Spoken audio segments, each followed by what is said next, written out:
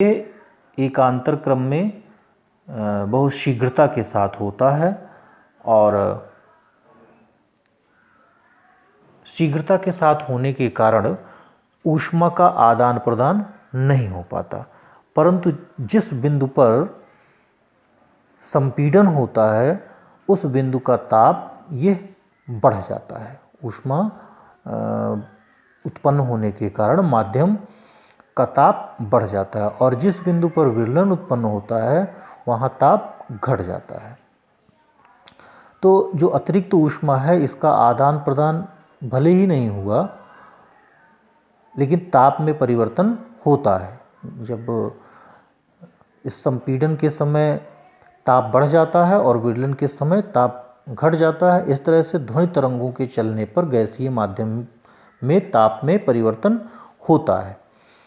और ये भी एक कारण था कि गैस जो है ये ऊष्मा की कुचालक होती हैं, तो इस कारण भी ऊष्मा का आदान प्रदान ये नहीं हो पाएगा, लेकिन गैस का ताप ये परिवर्तित होगा। गैस के ताप के परिवर्तन के कारण और ऊष्मा का आदान प्रदान न होने के कारण यह रुद्धोष्म परिवर्तन को प्रदर्शित करता है। कैसे परिवर्तन को प्रदर्शित करता है? रुद्धोष्म परिवर्तन को प्रदर्शित करता है। इसका मतलब जो आयतनात्मक प्रत्यास्था गुणांक है B, क्या है? आयतनात्मक। ये कैसा परिवर्तन हुआ? यहाँ लिख देते हैं हम, रुद्धोष्म परिवर्तन। रुद्धोष्म परिवर्तन होने के कारण आयतनात्मक प्रत्यास्था गुणांक न लेकर के हम क्या लें? रुद्धोष्म प्रत्यास्था गुणांक। रुद्धोष्म आयतन प्रत्यास्था गुणांक, ये आयतन प्रत्यास्था गुणांक है, ये रुद्धोष्म आयतन प्रत्यास्था गुणांक, रुद्धोष्म आयतन प्रत्यास्था गुणांक लें। और ये हम देखते हैं कि रुद्धोष्म आयतन प्रत्यास्था गुणांक ये समतापी आयतन प्रत्यास्था गुणांक का गामा गुना होता है। तो इसका मतलब ये किसके बराबर होना चाहिए? गामा पी के बराबर होना चाहिए। जहाँ गामा क्या है? जहाँ गामा ये पाइशन रेशियो है, ये Cp/Cv के बराबर होता है। स्थिर दाब पर गैस की विशिष्ट ऊष्मा बटा स्थिर आयतन पर गैस की विशिष्ट ऊष्मा, ये इस पर इसके अनुपात के बराबर होता है, गामा के बराबर होता है। तो इस तरह से लाप्लास ने क्या करेक्शन किया कि गैस का ताप ये स्थिर है, ये सही नहीं है। गैस का ताप परिवर्तित होता है और जब गैस का ताप परिवर्तित होता है तो समतापी प्रत्यास्था गुणांक ना होकर के रुद्धोष्म आयतन प्रत्यास्था गुणांक है। और इस तरह से जो ध्वनि की चाल होनी चाहिए ये V √γ P/d होनी चाहिए। लाप्लास का ये करेक्शन ये मान्य हुआ। ये मान्य इसलिए हुआ क्योंकि जब V हमने देखा √γ की वैल्यू, तो गामा की वैल्यू वायु में आपके ऑक्सीजन है, ऑक्सीजन कार्बन डाइऑक्साइड।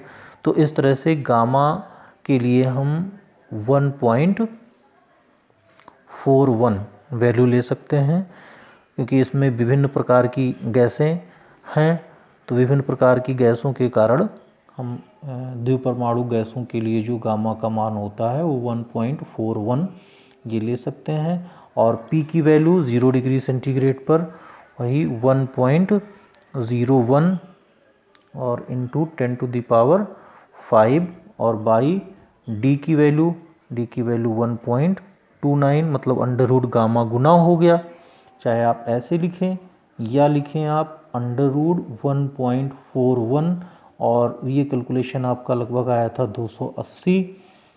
तो इस तरह से हम लिखते हैं कि जो V की वैल्यू आ गई 0 डिग्री सेंटीग्रेड पर ये लगभग 332 मीटर पर सेकंड आई, जो कि 0 डिग्री सेंटीग्रेड पर जो प्रयोग द्वारा हम लोगों ने प्राप्त की थी 331 मीटर पर सेकंड उसके समीप है। अतः लाप्लास का ये संशोधन ठीक है। तो एक चीज़ हम ये देखते हैं कि ध्वनि की चाल ये है सबसे कम किस में हुआ? गैस में। गैस में सबसे कम, द्रव में उससे अधिक, और सबसे अधिक किस में होता है? ठोस में। गैस में ध्वनि की चाल सबसे कम, एक चीज़ लिख लेते हैं, ध्वनि की चाल गैस में सबसे कम। गैसों की चाल, ये ध्वनि की चाल ये गैसों में सबसे कम, द्रवों में उससे अधिक, तथा ठोसों में सबसे अधिक होता है।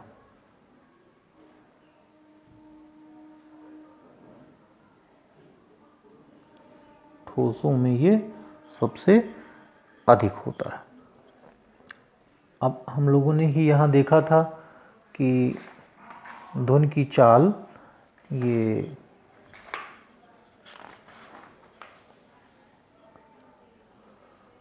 अनुदैर्ध्य तरंग की ये ठोसों में चाल, ठोसों में चाल हम लोगों ने कितना लगभग प्राप्त किया था? लोहे के लिए, लोहे के रॉड में लगभग 5096 ये फार्मूले से प्राप्त किया था। ये लगभग 5130 मीटर पर सेकंड आती है। तो ये लोहे में हो गया 5130 मीटर पर सेकंड, और जल में इन्हीं अनुदैर्ध्य तरंगों की चाल ये 1450 मीटर प्रति सेकंड होती है। और जब हमने ध्वनि की देखी तो इसी ध्वनि में वायु, ध्वनि की चाल ये वायु में 332 मीटर पर सेकंड। तो सबसे कम आपकी वायु में, हाँ वायु में सबसे कम हुई, और जल में उससे ज़्यादा, और ठोस में सबसे ज़्यादा हुआ।